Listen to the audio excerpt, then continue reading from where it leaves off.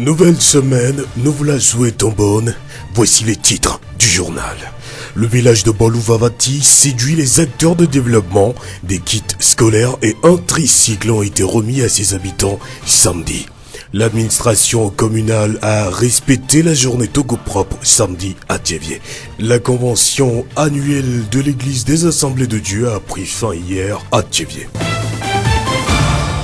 Mesdames, Messieurs, bonsoir à vous tous. Voici le développement des titres du journal. Les communautés togolaises à l'heure de la propreté. Samedi dernier, l'administration communale, les chefs traditionnels, les revendeurs et revendeuses du marché de Thiévié, les comités de développement du quartier se sont mobilisés pour entretenir le nouveau marché de Thiévié. Selon Bruno Loglo, le président de la délégation spéciale de la commune de Thiévié, son devoir citoyen. Le civisme et la citoyenneté ont été décrétés dans ce pays par le gouvernement de la République togolaise. C'est dans ce sens que nous sommes sur le site du nouveau marché que le chef de l'État a bien voulu mettre à la disposition de la ville-chef de la région maritime. Si le choix est porté sur ce site, c'est tout juste pour donner un signal fort à la hiérarchie de l'État. Les bonnes femmes ont bien voulu regagner le nouveau marché. Et c'est pourquoi d'ailleurs nous sommes là pour mettre au propre les lieux. À quand l'animation du nouveau marché, Bruno Loglo? Selon les dires des bonnes femmes du marché, d'ici un mois, quand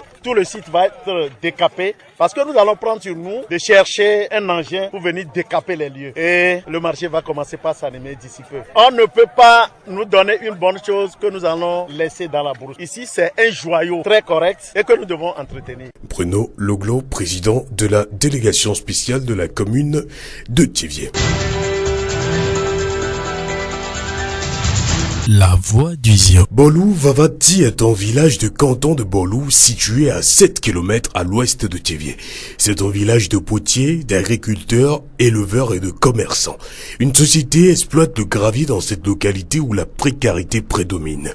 Ce village d'une centaine d'habitants ne dispose pas d'école, d'eau potable ni de lampadaire. C'est une situation qui attire les acteurs de développement. Samedi dernier, 2 associations de volontaires ont été à Bolou-Vavati pour offrir aux habitants des kits scolaires et un tricycle. L'association Promotion de l'excellence pour le développement a offert des kits scolaires aux enfants. Agbemele Kodjo, président de l'association Prodev. La rentrée est toute proche. Nous avions dans notre programme d'action un volet éducation. Donc on a fait ce petit geste à l'endroit des jeunes de Bolou-Vavati pour les aider et les inciter à aller de l'avant. Et surtout pour faciliter un peu la tâche aux parents en cette période de vacances. C'est une première et on le leur a dit, nous aurons à la pérenniser cette action. Même si c'est pas à Bolou, puisqu'il y a d'autres localités où il y a l'indigence, la précarité, on aura toujours à mener des actions pour la promotion de l'excellence en milieu scolaire. Agbemele Kodjo, président de l'association Promotion de l'excellence pour le développement Prodev. Shaoshi Kumako, élève en classe de terminale au lycée de Thiévié, a bénéficié de ces kits scolaires. Le gouvernement a repoussé la rentrée scolaire d'1 mois.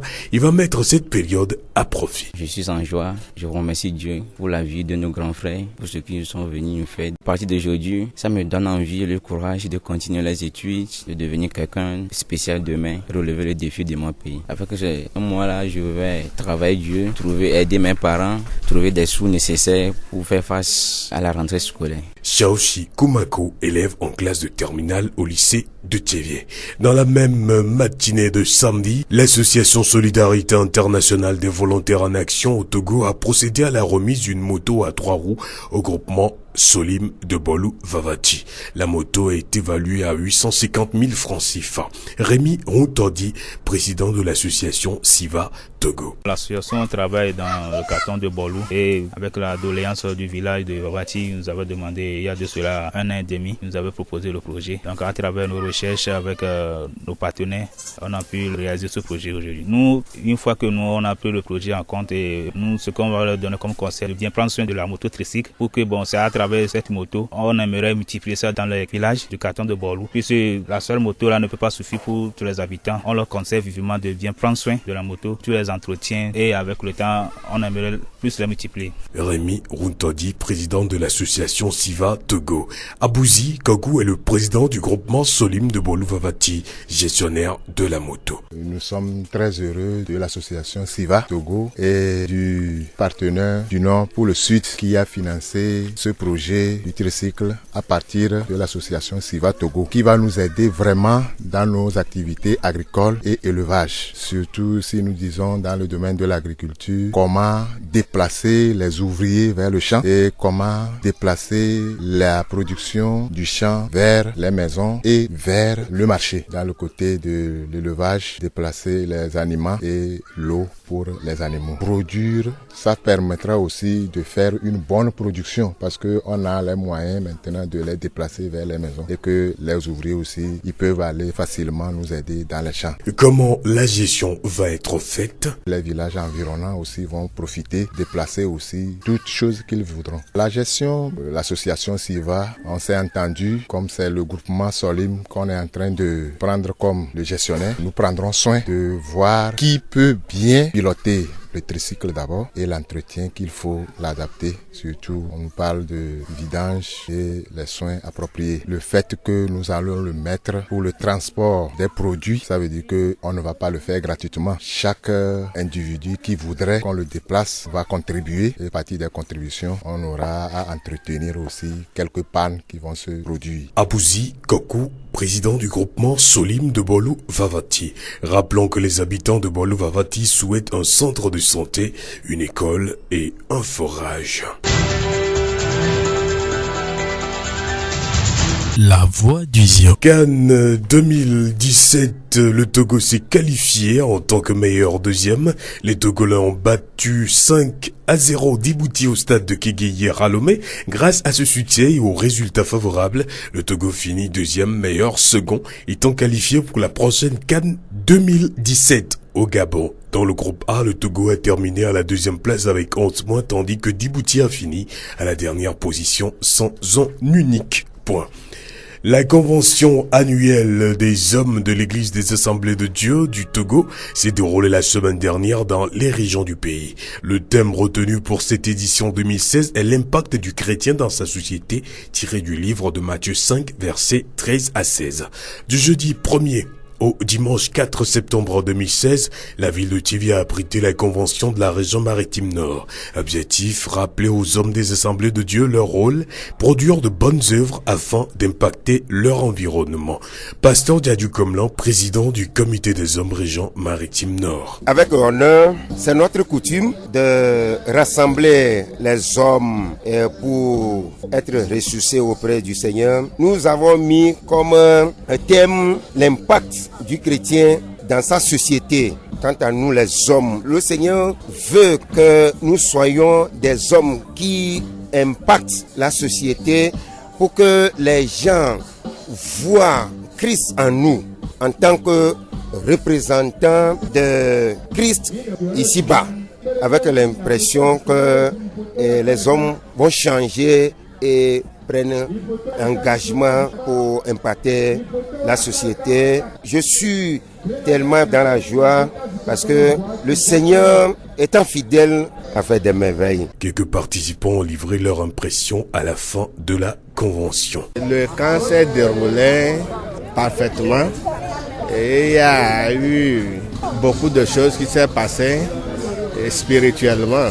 Selon même le thème qui a été débattu durant toute la semaine, ça nous a parlé de l'identité de l'homme chrétien et comment nous allons impacter l'environnement autour de nous. Vraiment, j'ai tiré beaucoup de leçons.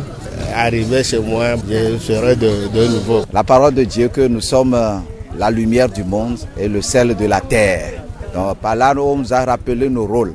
C'est par la foi que nous puissions poser des actes pour impacter notre environnement. Ainsi, certains exemples ont été donnés et qui nous ont encore ravivé notre foi.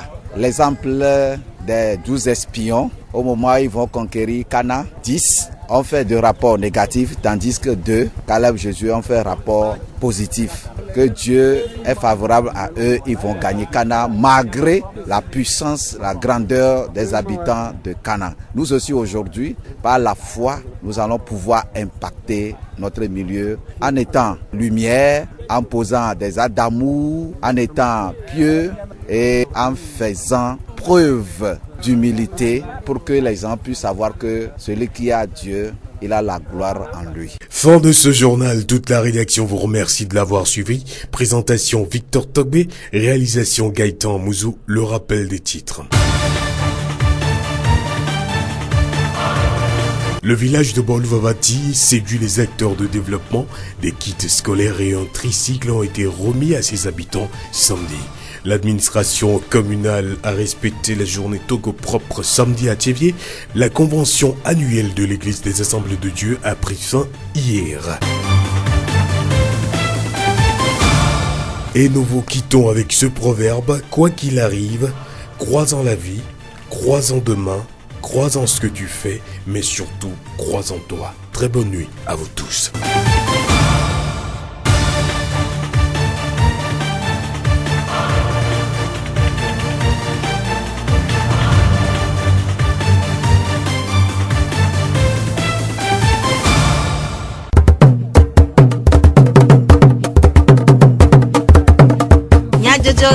Le horizon nyagbe pas de paix.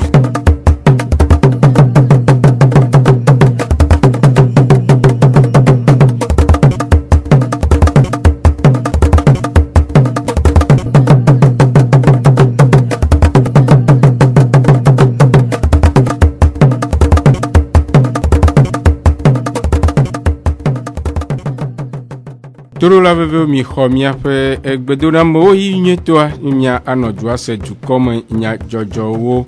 Gaëtan Mouzou ele mɔɖaŋudɔwɔƒe nɔvinye dzidzɔgbe kple ameɖivo Sylvain we anɔ mia gbɔ miase nyatakakawo.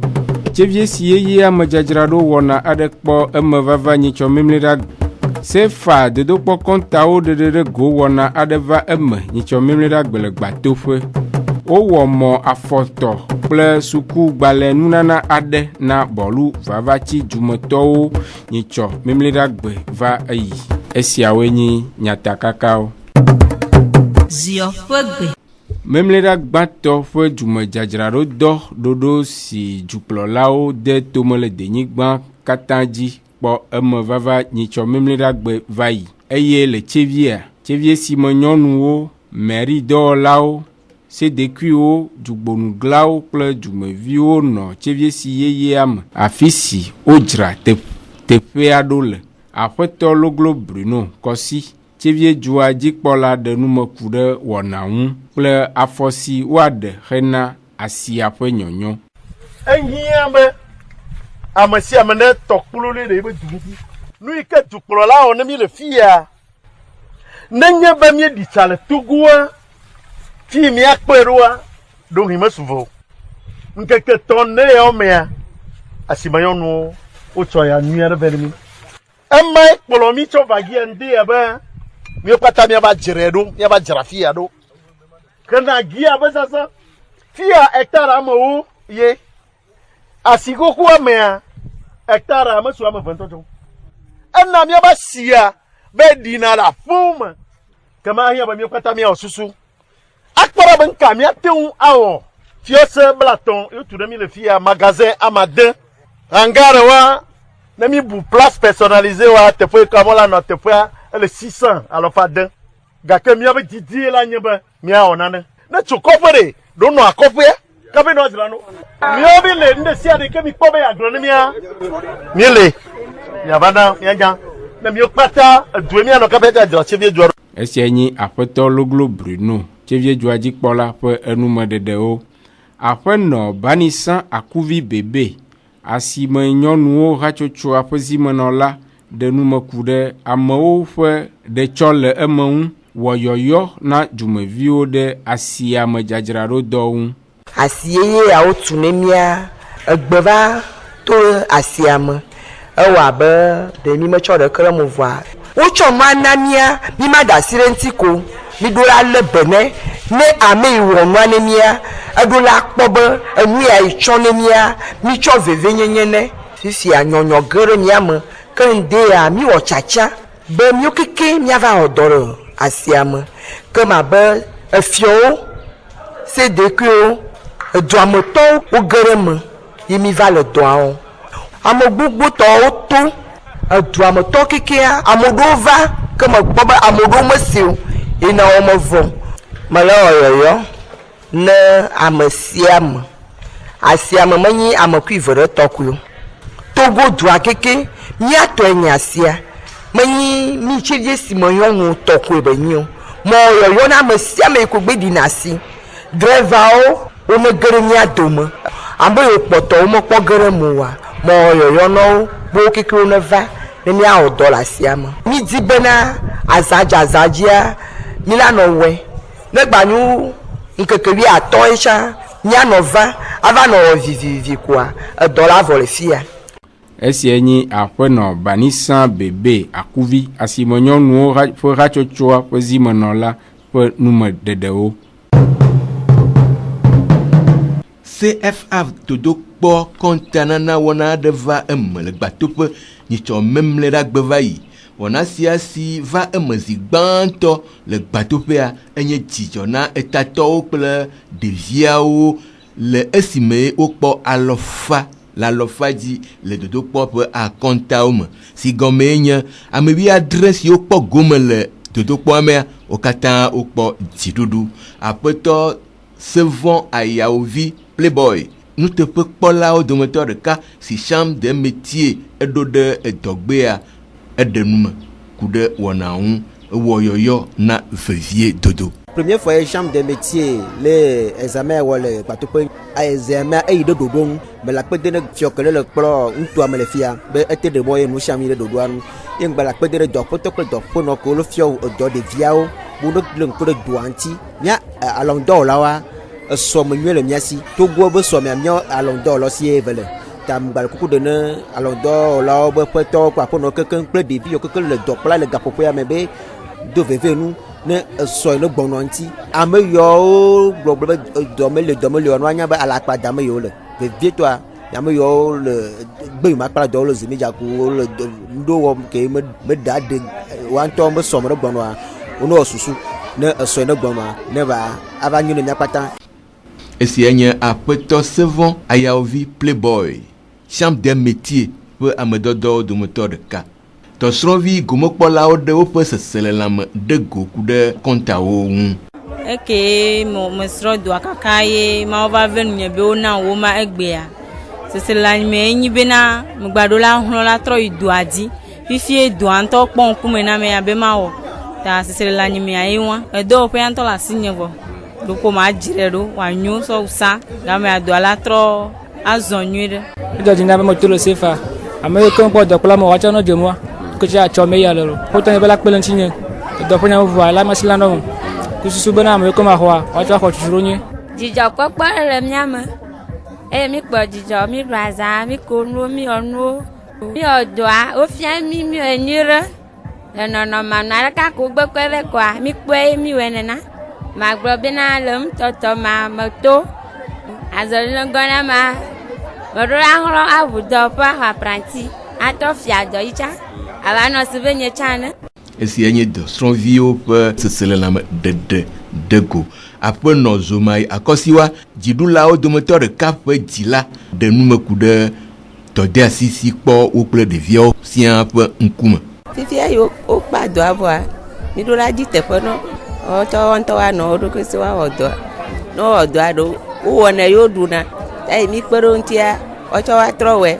on to wa no dudulo edo yo kla do la le bene awe adu eye ne nturebe adea adola akpo mo ntu am no mo le ke ntu ala no do ikra no ntu ati o klo adogoa akpe nyede nyene do yo kla many bela kla do aboko ato do abe fugbe agbebe ma odo wa e amele jiolo Essienne apeno zomai akosiwa pe enum dedewo ke apeto vi Koku Jérôme maison de l'avenir le bateau pe dikpola e de nume kude afode de si owo na CFA dodo po pe bateau pe fava digbanto ye miame central ko CFA azolio no miaji niwo ko be mi nyasine mia fofo yo ne le eduta ike mi to susu yakpo be mia vioa chan o zona zole na keke chevie vole e mayo me a iko be ko kero ba no moaji no mia novi zemejavio ne oko gbogbo to gbono leke a nɔnɔmɔɖewo yi me ke wova tona me vivina ne mi tutu mi va li tatanti mi ƒoƒu ɖeviwo ye ga yi ke woaza le fi ya tso gbatoƒe ɖo ɖa tsevi dzo ɖa ɖe kpekpea enye nu yi ke le na be ɖeviwoa wole gaza sugbɔ mi va nɔ dzo kple dzilawo kple aƒenɔ kɔa mi le kpɔ ye mi tsɔ centre va teƒe ya na ɖeviwo ƒe dzidzeme lo. Esi nye aƒetɔvi Kɔku Jérôme Maison de l'Avenir ƒe dzikpɔla ƒe enume dedewo. Heku ɖe kpekpe ɖe sukuviwo kple dzilawo ŋu le suku gɔmedzedze eyiyi sia me. Prodev hatsotsoa wɔ suku gbalẽ nunana aɖewo na bɔlu vavatsi sukuviwo nyitsɔ mimlira gbe le bɔlu vavatsi. Aƒetɔ agbemele kɔdzo Prodev hatsotsoa ƒe akametsiwo dometɔ ɖeka ɖe nume ku ɖe wɔna ƒe taɖodzinu. Mi va vavati be miamaka na skuluviwo elabena skulu be gamea esuklo ɖe ye toka mama mia do ŋusẽ ne woawɔ dɔ nyuie ɖe le skulu eye mia gbɔdzɔ me ne mianɔ miatɔwo koe ga mia la gabe aplika ye be nuwo eye mi gblɔ be masẽ yadi o mi la gba va pedea me ne mi va vavati tsɔ wa mi la edzubu me alo kɔpe bu me elabena hiahiãwo le afiwo gbagbagba le dua me bɔlu vavatia kɔpe ɖe be nya kpekpe ŋutɔ mu lo esi mu lo ezo mu lo skulu mu le o ye amewo wo le funu xlɔna amewo ne wokpe ɖe ŋuti viɖea wole ayi ŋkɔ eye sɔzã ke mi va déjà edzidzɔ mi elabena sans zo mu le wa fifia zo va wole zã plaque solaire xɔ plateforme mɔte tutu koetɔ donc amewo le xlɔ egbe tsɛ be dava na yo tricycle déjà amewo le xlɔ quoi na me tɔ xɔxlɔ wokpena ɖo ŋuti ye donc zã ɖe peut-être pe amatɔn pe amewo me bɔlu vavati magba nɔ ale ke be le egbe. Esia nye aƒetɔ agbemele kɔdzo ƒe enume ɖeɖewo. Gomekpɔla aɖewo ɖe woƒe sesele lãme ɖe egoku ɖe nunanawo ŋu.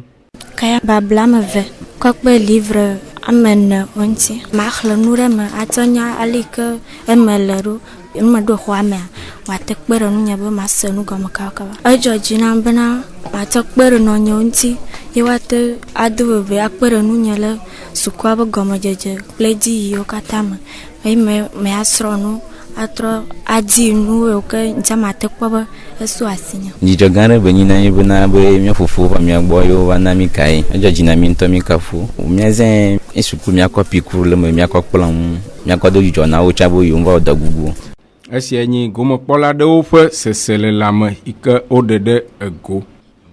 Nyitsɔ memlera gbema ke Siva Togo hatsotsoa enɔ bɔlu vavati wɔ emɔ afɔtɔn nunana aɖe na sɔlim habɔbɔa hena kpekpeɖewo le agbledede kple lãnyinyi nyawo me.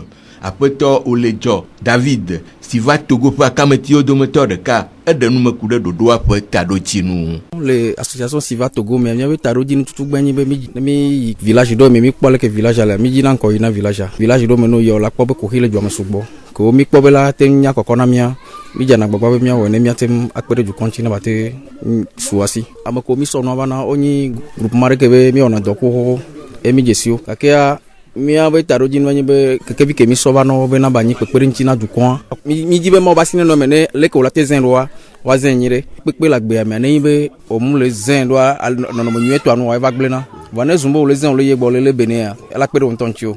Nyawo be tame susu nyi be le canton de Bolua ŋutɔ kekea mi ɖo tame le canton de Bolua donc ne vavatitɔwo kpɔe be projet ɖe gba le yosi alo mi va dzuame mi kpɔ be fi ya hiã be ne wo gblẽ na mia mi la sɔe de dɔwɔ me mi ka ɖe dzi le mawo be ŋkɔme be le ma dzidzi mea peut-être la gba su asi lo di be ma agblɔ na vavati dukɔa be ka ŋgba so me yi akpoe nyi kekevi ke mi sɔ va nɔ egbe be akpe ɖe dukɔa ŋuti amukpɔ vɔ wonɔ gbedodoɖa me miawo tsã mi va dzuame mi sɔ ŋku le kpɔ nuwo ne susu ɖe gba le wasi wonɔ gblẽ na mia miawo mi le gbesɔsɔ me be miasɔ wa be nyawo sɔ do dɔwɔ me lo. Esia nye aƒetɔ Oledzɔ David Siva Togo ƒe akametiwo dometɔ ɖeka ƒe enume ɖeɖewo. Aƒenɔ Dogbe Afi Martin Sɔlim habɔbɔa ƒe akametiwo dometɔ ɖeka eɖe numeku ɖe nunanawo kple beléle sie wa atsɔ nɛ. Bɔlu vavatsia mi nyina lã mi dena agble mi gba wɔ adzɔ dodo makpa godzidza eye wotsɔ kekevia vɛ na mia mi dza atsɔe akpotsi ne miaƒe lãwo si miotɔ miama agblewo enea miatsɔ lɔ agbeli timati nu yiwo le agblea mi la zẽ kple kekevia kafi ne nyo bena dukɔa me tɔwo hiã mi bena miakpe ɖe yewo ŋuti alo agbane yoa mi la tsɔ nɔ dɔmɔ ale be wòate he egave na miamehame nenyo bena mia awɔ dɔ kplea le ŋkeke ɖeka dzia kpɔ bena ne mawo kpe ɖe mia ŋuti ye gbea dzi nyoa emi te kpɔ gbe ɖeka gbe abe kotoku blaeve ene abe kotoku blatɔ enia anyo nu yi ke ado dzidzɔ na mi nenyo bena mi tsɔ aleme kekevia miakpɔ gbɔ bena ŋkeke ɖe sia ɖea miaklɔ nɛ evelia aleke miakui ɖo eye mi ma zẽ yakayaka aleke medze be ne wòakui oa alo ame yi ke mi tsɔe na belele yi ke mia agblɔ nea itsala awɔe ɖe dzia nenema miawɔe ale bena nu yawo tsɔ na mia ne wòakpɔ ŋgɔgbe dede ame yi ke tsɔ nu ya ɖo ɖa mi ada kpe nɛ tame yiwo ɖo le mia ŋutia miawɔe ɖe tame ɖoɖoa dzi ale be tsoa no kpe dzi ne dzɔwo eye ne mi gbate biabua woagbate na mi fa. Esia nye aƒenɔ dogbe afi Martine ƒe enume dedewo ke mia de dzesie be emɔafɔtɔ nunana sia ƒe home ye nye franc 850.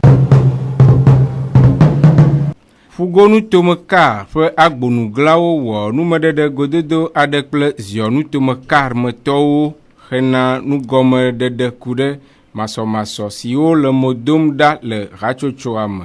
Aƒetɔ kudɔ kɔdzo abu ziɔnu tomeka hatsotsoa ƒe zimenɔla ɖe nume ku ɖe gododoa ƒe taɖodzinu. Taɖodzinu yi ne le bɔbɔ asie nye be eye kriza dzɔa amewo le nu ƒoƒom kpata le yon vovovowo gblɔ yi ke mele teƒo eye mi président fédéraux mi va senya mi va kunya me kaka enu yiwo mi kpɔa ye ŋutie mi yɔ haviwo be ne miava ɖe nɔ anya be nu yi ne le dzɔdzɔm le kara me yi eye wònyi wole gbɔgblɔ be krizi ɖeke mele kar mo ame nɔ egɔme mase ye lo nene ƒe masɔmasɔ yi ne va wo le gbɔgblɔ ma miame président national la aƒevɔ ya ye kpoe la na masɔmasɔ ma la va vɔ yi mele didi la se nua gɔmɔa mi le yɔn ɖe ŋuti be ne dzagbagba eye mi le yɔn ɖe ŋuti be ne wɔ kɔngre ame le se moa yi tsɔ mi gbaŋlɔ agbalẽ ne be ne dzagbagba ne wɔ kɔngre ordinaire ne mi ve ɖo gama nu ya yɔn wòle be nye kriza ne wòaɖe me ne mi adzre ɖo nenye be mete ɖe me ne mi oa alo mewɔ kɔngre oa 17 octobre minuit koa ebe mandat vɔ gama moa mi président fédéraux mi abutama aleke mi atrɔ li ha ɖo miame susue le nyinyi be loti yɔ ne le ŋkɔ ne fifia ne yɔ mi etsɔ yi tsɔ tsa mi atɔ ne dzagbagba vɔ ne mewue oa nenye be 17 octobre minuit kpoa ebe mandat vɔ mi président fédéraux mi abutama le ha ŋuti lo ikombo ma gblɔ ne kar me viwo adzika ŋgba tso wole amewo gblẽ be kar ma le akpa ve kar ɖeke ma le akpa vo kar viwo dzinono ƒo hame mɔ hame gbɔ fifi ŋutɔ ha le fɔfɔgbe ne mianya ame yiwo ne le hame ŋutɔŋutɔ kple ame yiwo ne va nuɖugba dzoa kar agbakpɔtɔ le eɖokui si lo no do dzi ɖe mi président fédéraux ŋuti ma didi fifia woakpɔ aleke kar me ha la fɔ ɖa. Esia nye aƒetɔ kudɔ kɔdzo abu ziɔnu tomeka hatsotsoa ƒe zimenɔla ƒe numeɖeɖewo. Aƒetɔ Nador Awuku golf nutomeka hatsotsoa ƒe zimenɔla hã ɖe nume ku ɖe nugɔme masewo ŋu. Wotrɔ ya mi va wɔ bɔbɔ le tsevie mi va be miava ƒoƒu ne miabe hameviwo ku ɖe tukaɖa yi me miabe kar be ha le totoma nyateƒe ne miagblɔ nya menyi tukaɖa be nu afi o ŋgɔme masemase vi ɖe koe ye miati gblẽ le mia nɔnɔewo dome ase gake mi menya mi ta ye nya ma va amewo mese gɔme ye beva tukaɖa kaka be egbea miava nɔ fi o nyateƒe edzi ne mi be miayi miabe kɔngre koa mi wɔna kpɔvi mekawoe la va kplɔ ha o leke ɖuɖuwo la nɔ ɖo ne be so eƒo nyie ya ye metra ƒe le mia kplɔ ye ame aɖewo kpɔ be la nyo be metra gbɔbɔ ne trɔ va ye ame aɖewo tsɔ kpɔkpɔ be enyo be metra ƒe la gbana nya enya ma ŋu tukaɖa ne mi xɔ me ko miagblɔ ya se me wo me dana kɔ na ha be tatɔ ɖeke le kɔngre be ŋgbodome ne woatsɔ le akpɔ ha koa kɔngre ko wotsana me le nenyi be ɖoɖo mɔ va ke kɔngre ko miayi mi mekpɔ yi kɔngre koa dzibibi la va wa be ŋkata wo be ame ɖe ya la kplɔ ha ɖo hã se ɖeke xe mɔ ne ame ɖe be ne le kplɔ ha kpɔa le yi ʋu gbatrɔ va magbati va kplɔ ke fia be enu de le nua gɔme ke de kɔ da si ha ŋuti ne mi amewo yiwo gba ka ɖe dzi be haya egba nyu ha ɖe la ɔdɔ le Togo be du ya me ne tatrɔ yi dzi mi lea ne woada si le ŋuti ne mi awɔe mi agba be enu ma mi va ɖe ne dukɔ wo dukɔ se me ne mi ye wogba na mi nya be míadze agbagba be ne míayi kɔngre ne mi kɔngrea ne yewo ame yiwo nyu ha be tatɔ tsalawoa ne yewo va ɖo kɔngrea ame yewo alé de to ma yewo alé de to. Esie nye aƒetɔ Nador Awuku golf nutome car zimenɔla ƒe nume ɖeɖewo. Gomekpɔla aɖewo ɖe woƒe nukpɔsusu ɖe go ku ɖe gododoawo ŋu. Bɔbɔ ya me va gbea edzɔ tsi na. Ena me se enu ne le dzɔdzɔ le kara me. Wogblɔ ne mi be kartɔwo me le wo nɔnɔewo gɔme sem be dzre ɖe le wo dome. Bɔ me va gbea ena be me se gɔme be menyi dzre gã wonyi le wo dome. Edzrea metra gboyibɔ kple metra pevo dome. Ne ame ve ma wonɔ anyi wose wo nɔnɔewo gɔme ya edzre ma la vɔlɔ.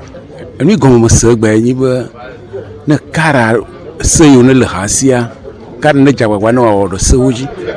Egɔme yi be mi se be woɖo la awɔ kɔngre le eƒe akpeve kple 12 me 2012 vɔ wo mewɔe o. Numo keke wo he masɔmasɔ yiwo va le vava megbea teva donc ne kartɔntɔ wɔ wo mese ɖe be ne kplɔ yiwo wo ne dze agbagba wawɔ ɖe sea dzi o. Edzɔ dzi nam tɔ be enya mi le se le amewo nu le asisi nɔnɔa ɖe miatɔwo te va se le miabe kplɔlawo nu be kara to kara dze kar dzi kara la gbã lo kara mute le dza gbã o amewo ɖo be yewoa gbã ɖe eve be wo da ƒu kara la yi ŋkɔ élection gbãna ebe no gba ɖo te egɔme be kara ɖeka kpo nyi eha ke gba le te efi sem le Togo fie ate akpankɔ pouvoir abe yewoaxɔ asikpe lo asia eye ŋutsi gba ɖo hã te ɖo be kara ɖo problème ŋutia míadɔ le kara ŋuti mí le kara me kara ɖe dzi be dziɖo la míatɔ gbe ɖeka. Esia nye gomekpɔla aɖewo ƒe nukpɔsusu yi ke woɖe ɖe ego ku ɖe gododoawo ŋu. Sia dzi mia ase wotrɔ sia ƒe dukɔme nyadzɔdzɔ le ne emi hafi miakladzo le mia gbɔ miaɖo ŋku nyatakakawo dzi ne miagblɔ be tsevie si yeye amedzadzraɖo dɔwɔna aɖe kpɔ eme vava nyitsɔ mimli ɖe agbe le etsevie. Sefa dodokpɔ kɔntawo ɖeɖe ɖe ego wɔna aɖe va eme nyitsɔ mimli ɖe agbe le gbatoƒe. Wowɔ mɔ afɔtɔ kple sukugbalẽ nunana aɖe na bɔlu vavati dumetɔwo nyitsɔ mimli ɖe agbe va yi. Gaita Muzu yewɔ mɔɖaŋdɔ ƒe anɔvinye dzidzɔgbe kple ameɖivlo Sylvain woetsɔ dukɔme nyadzɔdzɔwo ne mi trɔa ne dzedzi ne mia dometɔ ɖe sia ɖe.